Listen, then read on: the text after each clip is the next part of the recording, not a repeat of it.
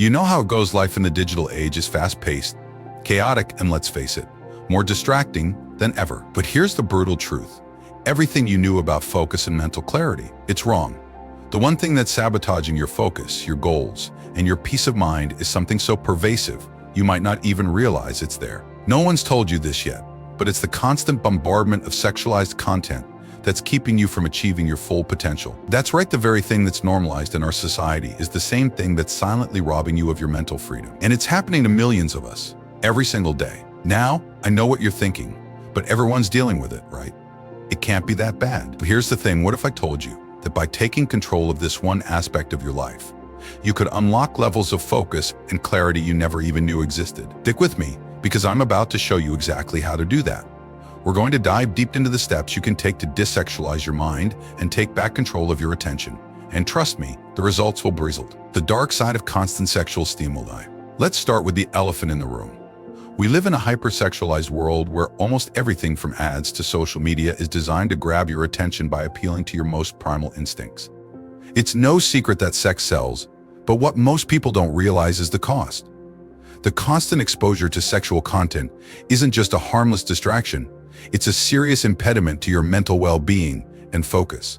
You see, every time you engage with this content, whether it's scrolling through Instagram or watching a movie, it reinforces a loop in your brain. Your mind begins to crave more and more of these stimuli, making it increasingly difficult to focus on anything else. This isn't just about losing a few minutes of your day to distractions. It's about losing control over your own mind. The more your brain gets used to these quick dopamine hits, the harder it becomes to engage in deep, meaningful work or even to find satisfaction in simpler, non-sexual aspects of life. And here's where it gets really concerning.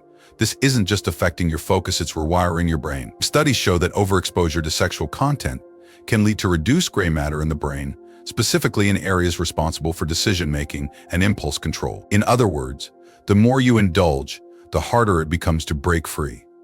It's a vicious cycle, and the only way out is to take deliberate, conscious steps to break it. Step 1.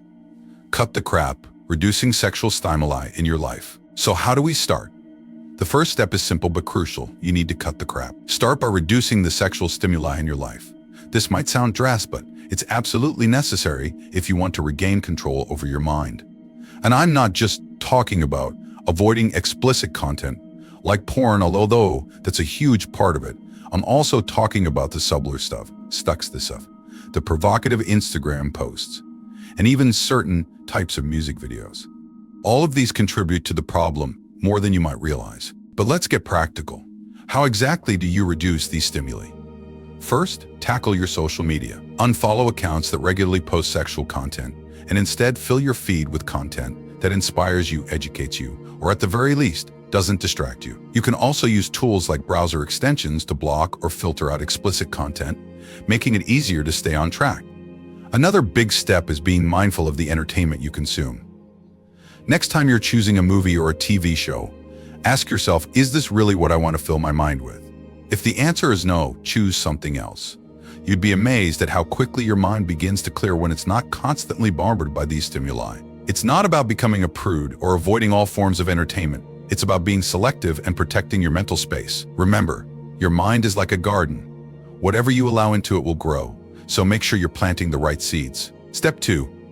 Reclaim your focus, redirecting your energy into meaningful activities. Once you've started cutting back on the sexual stimuli, you'll notice something amazing. You'll have all this extra mental energy that used to be wasted on distractions. Now the question is, what do you do with it? This is where step 2 comes in.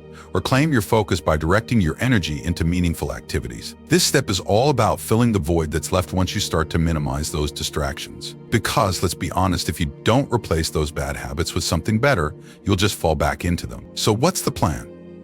First, you need to find something that genuinely interests you, something that challenges you and keeps your mind engaged. It could be anything: learning a new language, picking up an instrument, diving into a good book, or even starting a new fitness routine. The key is to choose activities that not only keep you occupied, but also help you grow as a person. And here's a pro tip: start small. Don't overwhelm yourself with a huge list of things you want to achieve. Instead, pick 1 or 2 things and focus on doing them consistently. As you start to see progress, you'll naturally want to push yourself further, and that's when the real growth happens. Another important aspect is to set clear goals for yourself.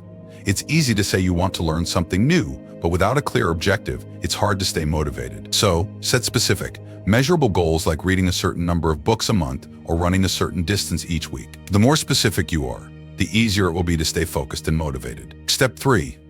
Mastering your mind, taking control of your impulses. Okay, so you've reduced the stimuli, and you've started to fill your time with more meaningful activities. Now comes the tough part, mastering your mind by taking control of your impulses. This step is where the real work begins because let's face it, habits don't change overnight, and neither do your impulses. But here's the good news. Every time you resist an impulse, you're strengthening your ability to control it. It's like working out a muscle. The more you do it, the stronger you become. And over time, you'll find that those impulses that you used to control you are now something you can manage and even ignore altogether. So how do you do this? Start by acknowledging the impulse when it hits. Don't try to suppress it or pretend it doesn't exist. That only makes it stronger. Instead, recognize it for what it is, just a thought, not a command. Take a moment to breathe and remind yourself that you have control over your actions. One technique that works wonders is called urge surfing. Imagine the impulse as a wave. It rises, peaks, and eventually crashes. Your goal is to ride that wave without giving into it. As you practice this, you'll find that the waves start to get smaller and less frequent, and before you know it, you're no longer controlled by them. It's also helpful to have a few go-to distractions ready for when an impulse hits. It could be something simple, like taking a walk, doing a quick workout, or even just picking up a book. The key is to have something that can immediately redirect your focus, giving you the space to let the impulse pass. Step 4.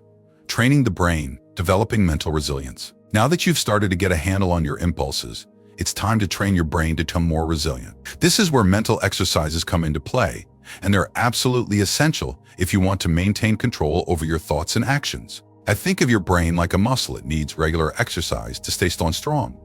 And just like any other muscle, the more you train it, the better it performs. The best part, you don't need to spend hours meditating or doing complex exercises. Simple practices done consistently can make a huge difference. One of the most effective techniques is mindfulness meditation.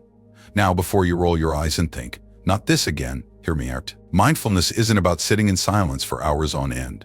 It's about being present in the moment, fully aware of your thoughts, feelings, and surroundings. Even just 5 minutes a day can have a profound impact on your mental clarity and focus. Start with a basic breathing exercise. Sit comfortably, close your eyes, and focus on your breath. Notice how it feels as it enters and leaves your body. If your mind starts to wander, and it will gently bring it back to your breath. This simple practice trains your mind to stay focused, even when distractions arise. Another great exercise is visualization. Spend a few minutes each day visualizing your goals and the person you want to become. Imagine yourself successfully resisting impulses, staying focused on your tasks, and living a life that's aligned with your values. The more vividly you can imagine it, the more likely it is to become your reality. Finally, don't underestimate the power of journaling. Writing down your thoughts and experiences can help you process your emotions, track your progress, and identify patterns in your behavior. It's a simple but powerful way to stay connected to your goals and keep your mind sharp. Step 5. Staying the course, building a lasting habit. By now, you've made some serious strides toward reclaiming your mind. But here's the thing, the journey doesn't end here. Staying the course is crucial if you want to make these changes stick. It's all about building a habit that lasts, and that means consistency is key. The truth is, you're going to have days when it feels like you're back at square one. Maybe you'll slip up, or maybe life will throw a curveball that makes it hard to stay focused. That's okay. What matters is how you respond to those setbacks. Instead of beating yourself up, use them as learning experiences. What triggered the setback? How can you avoid it in the future? One of the best ways to stay on track is to create a routine. Habits thrive in structure, so build a daily routine that supports your goals. It doesn't have to be rigid, but having a general plan for how you'll spend your time can make it much easier to stay focused. Include time for your mental exercises, your meaningful activities, and, importantly, time for rest and relaxation. Another key aspect is accountability. Share your goals with someone you trust, a friend, a partner, or even an online community. Having someone to check in with can be incredibly motivating, and they can offer support when you need it most. And remember, it's not about perfection, it's about progress.